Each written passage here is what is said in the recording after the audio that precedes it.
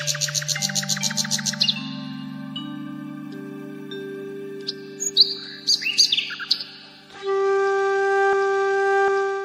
തലമുറകളായി നിങ്ങൾക്കൊപ്പം PRS hospital. Supreme കോടതിയുടെ വലിയ നിരീക്ഷണങ്ങൾ രാജ്യത്തുണ്ട്. പ്രായപൂർത്തിയായവർക്ക് ഉഭയകക്ഷി സമ്മതപ്രകാരം ലൈംഗിക വീഴ്ചയിൽ ഏർപ്പെടുന്നതിനും അതുപോലെ തന്നെ പരസ്പരം ബന്ധപ്പെടുന്നതിനുമൊക്കെ ഒരു സാധ്യതയുണ്ട്. അതാർക്കും കയറി പെട്ടെന്ന് ചോദ്യം ചെയ്യാൻ കഴിയില്ല. പണ്ട് കാലത്ത് ഭാര്യയ്ക്കും ഭർത്താവിനും ഒക്കെ ചോദ്യം ചെയ്യാവുന്ന സ്ഥിതിയൊക്കെ ഉണ്ടായിരുന്നു. പക്ഷെ അതിൽ നിന്നൊക്കെ ചോദ്യം ചെയ്യാം. ഞാൻ പറഞ്ഞ നിയമത്തിൻ്റെ ഭാഗം കുറച്ചുകൂടി ഇത്തരം ആളുകൾക്ക് അവസരം കൊടുക്കുന്നു. ഞാൻ പറയാൻ വന്നത് അതല്ല. ഇപ്പോൾ കുടുംബമായി ജീവിക്കുന്ന ഭാര്യ ഭർത്താക്കന്മാരും അതുപോലുള്ള ആളുകളുമൊക്കെ ലൈംഗികമായ കാര്യങ്ങളിലൊക്കെ അവർ ശ്രദ്ധിക്കുന്നുണ്ടാവും. അവർക്ക് അതിനുള്ള വേദികളുണ്ട്, അവർക്ക് പരസ്പരം ആളുകളുമുണ്ട്. അല്ലാത്തൊരു സമൂഹം ഇവിടെ ഉണ്ട്. അങ്ങനെ ഒരു സമൂഹം നേരത്തെയുമുണ്ട്, പണ്ടുമുണ്ട്, ഇപ്പോഴുമുണ്ട്. പക്ഷെ ഇപ്പോൾ ആ സമൂഹത്തിന് സംഭവിച്ചുകൊണ്ടിരിക്കുന്ന ഒരു പ്രശ്നം, ഒന്നാമത്തെ കാര്യം, വിവാഹം കഴിക്കാൻ ഇപ്പോൾ എല്ലാവരും താമസിക്കുന്നു. പെൺകുട്ടികളാണെങ്കിൽ ജോലി കിട്ടട്ടെ, ജോലി കിട്ടിയാലും വിവാഹം വേണ്ടാന്ന് തീരുമാനിക്കുന്ന കുട്ടികൾ. കുറച്ച് ഇപ്പം ഗവേഷണമൊക്കെ ചെയ്തുകൊണ്ടിരിക്കുന്ന ഗവേഷണം കഴിയട്ടെ, ഉയർന്ന ക്ലാസ്സുകളിൽ MDക്കും അല്ലെങ്കിൽ അതുപോലുള്ള ഹയർ ക്ലാസ്സുകൾ പഠിക്കുകയാണെങ്കിൽ അത് കഴിയട്ടെ, അത് കഴിയുമ്പോൾ ജോലി കിട്ടട്ടെ. അപ്പോൾ ഒരു 30 വയസ്സൊക്കെ ആയിട്ടാണ് പെൺകുട്ടികൾ വിവാഹത്തിലേക്ക് പോകാൻ തീരുമാനിക്കുന്നത്. അപ്പോൾ 30 വയസ്സ് കഴിഞ്ഞ് പെൺകുട്ടികൾ വിവാഹത്തിലേക്ക് പോകാനൊക്കെ തീരുമാനിക്കുമ്പോൾ ആൺകുട്ടികളെ പ്രായം കൂടിയവരെ കിട്ടാനും പറ്റിക്കുള്ളൂ. അപ്പോൾ 35 വയസ്സൊക്കെ ആകും ആൺകുട്ടികൾക്ക്. അപ്പോൾ ആൺകുട്ടികൾ അങ്ങനെ ആ പ്രായം വരെ ഇവിടെ നിൽക്കുന്നുണ്ട്. പിന്നെ ഡൈവോഴ്സ് ചെയ്യുന്ന കേസ് വളരെ വലുതാണ് കേരളത്തിൽ. നമ്മുടെ രാജ്യത്തും വളരെ വലിയ നിരക്കാണ്, കേരളത്തിൽ വളരെ വലിയ തോതിലാണ് ഡൈവോഴ്സ് സംഭവിക്കുന്നത്. പിന്നെ ഭാര്യ മരിച്ചവർ, ഭർത്താവ് മരിച്ചവർ, ഇങ്ങനെ വലിയ ഒരു വിഭാഗം ലൈംഗിക ആസക്തി ഉള്ളവരോ ലൈംഗികമായ ചേതനങ്ങൾ ഇഷ്ടപ്പെടുന്നവരോ ഉണ്ട്. ഇവർ എന്ത് ചെയ്യും എന്നുള്ളതൊരു ചോദ്യമുണ്ട്. ഇവർ ഒന്നും ചെയ്യാൻ പറ്റാത്തത് കൊണ്ടാണ് ഈ കുട്ടികളെയും പോക്സോ കേസിലും ഒക്കെ ചെന്ന് പെടുന്നത്. 70 വയസ്സായ ആള് 15 വയസ്സായ കുട്ടിയെ പീഡിപ്പിക്കുന്നു. തിരുവാങ്കുളത്ത് ആലുവയ്ക്കടുത്ത് ഒരു കുഞ്ഞിനെ പുഴയിലെറിഞ്ഞു കുറഞ്ഞല്ലോ അമ്മ. ആ കുഞ്ഞിനെ ഇളയച്ചൻ 2 വർഷമായി പീഡിപ്പിച്ചുകൊണ്ടിരിക്കുന്നു. കൊച്ചുകുട്ടിയാണ്, എന്നിട്ടും പീഡിപ്പിച്ചു. കൊച്ചുകുട്ടിയാണെങ്കിലും പെൺകുട്ടിയാണ് എന്നുള്ളതർത്താണ് ഈ പീഡനം. ആൺകുട്ടി, ആണുങ്ങൾ, പെൺകുട്ടി, അതാണ് ഓപ്പോസിറ്റ് സെക്സിനോടുള്ള ഒരു താല്പര്യമാണ് അവിടെ വന്നത്. അതിൽ പ്രായം ഒരു ഘടകമല്ലാതെ വന്നു എന്നുള്ളതാണ് ഒരു വളരെ പരിതാപകരമായ ഒരു കാര്യം.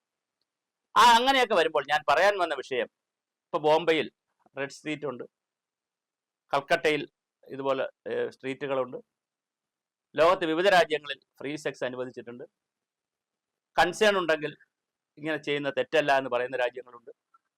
നിയമം മൂലം ഇതിനെ സഹായിക്കുന്ന രാജ്യങ്ങളുണ്ട്. പക്ഷെ നമ്മുടെ സംസ്ഥാനത്ത് 35 ലക്ഷം വീടുകൾ ഒഴിഞ്ഞു കിടപ്പുണ്ട്. പല വീടുകളും വാടകയ്ക്ക് പോകുന്നുണ്ട്. ഞാൻ ഈ പറയുന്നത് ഇനിയിപ്പോൾ കേസ് സ്റ്റഡിയാണ്. അവിടെ പല വീടുകളും ആരെങ്കിലുമൊക്കെ വാടകയ്ക്ക് എടുത്തിട്ട് നമ്മുടെ ഈ സംസ്ഥാനത്തെ വിവിധ സംസ്ഥാനങ്ങളിലെ സ്ത്രീകളൊക്കെ അവിടെ വരികയും അവിടെ ആവശ്യമുള്ള പുരുഷന്മാർ വരികയൊക്കെ ചെയ്യുന്നുണ്ട്. ഏതെങ്കിലും സംഭവം ഇങ്ങനെ വന്നാൽ, ആരുടെ ശ്രദ്ധയിൽപ്പെട്ടാൽ ഉടൻ തന്നെ അത് അനാശാസ്യ കേന്ദ്രമായി അങ്ങ് പ്രഖ്യാപിച്ച് അവിടെ പോലീസ് വന്ന് റെയ്ഡ് ചെയ്ത് വേണ്ട ബഹളമാണ് കാണിക്കുന്നത്. ഹോട്ടലുകളിൽ ഒരു കാലഘട്ടത്തിൽ വലിയ റെയ്ഡ് ഉണ്ടായിരുന്നു. ഇപ്പോൾ അങ്ങനെ റെയ്ഡ് കുറവാണ്. കാരണം ഇപ്പോൾ ഈ ഐഡൻറ്റി കാർഡും ആധാറും ഒക്കെ വച്ചിട്ടാണ് അവിടെ അഡ്മിഷൻ കൊടുക്കുന്നത്, അല്ലെങ്കിൽ ഹോട്ടലുകളിൽ റൂമൊക്കെ കിട്ടുകയുള്ളൂ. അപ്പോൾ അത് കുറച്ചുകൂടി റെസ്ട്രിക്റ്റഡ് ആണ്, കുറച്ചുകൂടി ഗൗരവം വന്നിട്ടുണ്ട്. അപ്പോൾ അതുകൊണ്ട് കൊച്ചുകുട്ടികളും അങ്ങനെ ആരും പോയി അവിടെ റൂമൊന്നും എടുക്കാറില്ല. അപ്പോൾ തീർച്ചയായും നമ്മൾ മറ്റൊരു കാര്യത്തെക്കുറിച്ച് കൂടി ചിന്തിക്കണ്ടേ. സെക്സ് പാർലർ എന്ന വാക്ക് ഞാൻ ഉപയോഗിക്കുന്നില്ല, അങ്ങനെ പറയുമ്പോൾ കുറച്ചുകൂടി ഇതായി പോകും. സുരക്ഷിതമായ രീതിയിൽ ലൈംഗികമായി ബന്ധം വേണം എന്നാഗ്രഹിക്കുന്ന ആളുകൾക്ക് ഇത്തരം സാഹചര്യങ്ങൾ ഒരുക്കി കൊടുക്കുന്ന സമയമായോ എന്നുള്ളത് നമ്മൾ ചിന്തിക്കണം. ഞാനിത് പറയുന്നത് ഈ നാട്ടിലെ പെൺകുട്ടികളുടെ രക്ഷയ്ക്ക് വേണ്ടിയിട്ടാണ്, അമ്മമാരുടെ രക്ഷയ്ക്ക് വേണ്ടിയിട്ടാണ്, പ്രായം കൂടിയ ആളുകളുടെ രക്ഷയ്ക്ക് വേണ്ടിയിട്ടാണ്. ഞാൻ ഇത് പറയുമ്പോൾ തന്നെ കൊച്ചുകുട്ടി 15 വയസ്സുള്ള ചെറുക്കനെ ടീച്ചർ, ആന്ധ്രയിലാണെന്നേ ഉള്ളൂ, സ്വന്തം ടീച്ചർ സ്നേഹിച്ച് പ്രണയിച്ച് ആ ടീച്ചർ ഗർഭിണിയായിരിക്കുന്നു. എന്നിട്ട് ഉപേക്ഷിച്ചു. ആ കുട്ടിയെ ഉപേക്ഷിച്ചു. അവൻ SLCക്ക് പഠിക്കുന്നുണ്ടായിരുന്നു. ഇങ്ങനെ വലിയ കേസുകളാണ് നിരന്തരം വരുന്നത്. അച്ഛൻ, രണ്ടാനച്ഛൻ, ഇളയച്ഛൻ, കൊച്ചച്ഛൻ, മുത്തശ്ശൻ, മുത്തശ്ശി, എല്ലാവരും കൊച്ചുകുട്ടികളെ പീഡിപ്പിക്കുന്ന ആയിരക്കണക്കിന് പോക്സോ കേസുകളാണ്. ഈ പോക്സോ കേസുകളിലെല്ലാം 99% ലൈംഗിക കേസുകളാണ്, ലൈംഗികമായ പീഡിപ്പിക്കൽ കേസുകളാണ്. നമുക്ക് തീർച്ചയായും ഡോക്ടറെ വെച്ചുകൊണ്ട്, നമ്മളെ പ്രൈമറി ഹെൽത്ത് സെൻറ്റർ പോലെ സർക്കാർ ലൈസൻസ് കൊടുത്ത് പഞ്ചായത്ത് സ്ഥാപനങ്ങളിലേക്കൂടെ വേണമെങ്കിൽ ഒരു മേൽനോട്ടവും വെച്ച് വരുമാനമൊന്നും സർക്കാർ വാങ്ങണ്ടെങ്കിൽ പിന്നെ അങ്ങനെ വരുമാനം സർക്കാർ വാങ്ങി എന്ന് പറഞ്ഞാൽ അതിന് വേറെ ആക്ഷേപം വരും. വാങ്ങാതെ ഇത് നടക്കുകയാണെങ്കിൽ നമുക്ക് പ്രോത്സാഹിപ്പിച്ചുകൂടെ? ഇതൊരു ചോദ്യമാണ്. പ്രോത്സാഹിപ്പിക്കണം എന്നുള്ള അഭിപ്രായമല്ല ഞാൻ പറയുന്നത്, ഒരു ചോദ്യമാണ്. അപ്പോൾ ചോദ്യമാകുമ്പോൾ ചർച്ചയാകാം. അങ്ങനെ ലൈംഗിക കേന്ദ്രങ്ങൾ അല്ലെങ്കിൽ സെക്സ് പാർലറുകൾ നമുക്ക് അനുവദിക്കാമോ? അങ്ങനെ മാത്രമല്ല, നമുക്ക് ഹോട്ടലുകളുണ്ട്, ബീച്ചുകളുണ്ട്, പല സ്ഥലത്തും ഇതുണ്ട്. പലയിടത്തും അൺഒഫീഷ്യൽ ആണെന്നേ ഉള്ളൂ. ഇത് ഒഫീഷ്യലാക്കുന്നതിനെ കുറിച്ച് നമുക്ക് ചിന്തിക്കാമോ?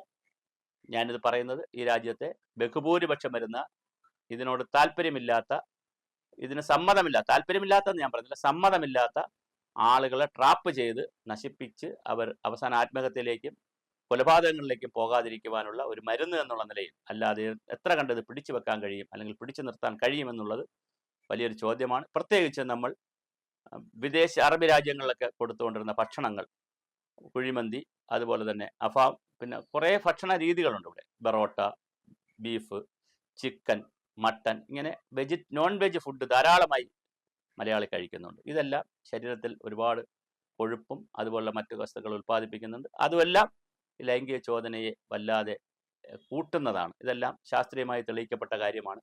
മറ്റൊരർത്ഥത്തിൽ ഈ വീഡിയോ ആരും കാണരുത്. അപ്പോൾ തീർച്ചയായും നമ്മുടെ നാട്ടിലെ ലൈംഗിക അരാജകത്വത്തെ തീർക്കുവാൻ, മലയാളിയുടെ ലൈംഗിക ദാരിദ്ര്യത്തെ ഇല്ലാതാക്കുവാൻ, സ്ത്രീകളുടെ പുറത്തുള്ള ഈ ശല്യം കുറയ്ക്കുവാൻ, പ്രത്യേകിച്ച് കുട്ടികളുടെയും വയസ്സായവരുടെയൊക്കെ പുറത്തുള്ള ഈ ശല്യം ഇല്ലാതാക്കുവാൻ കുറച്ചുകൂടി ജെന്റിൽമാൻഷിപ്പിൽ തുറന്ന ചർച്ച നമുക്ക് നടത്താമോ? അത് ആലോചിക്കേണ്ടതാണ്. നമുക്ക് അത്തരം ചർച്ചകൾ കൂടി തുടങ്ങി വെക്കാം.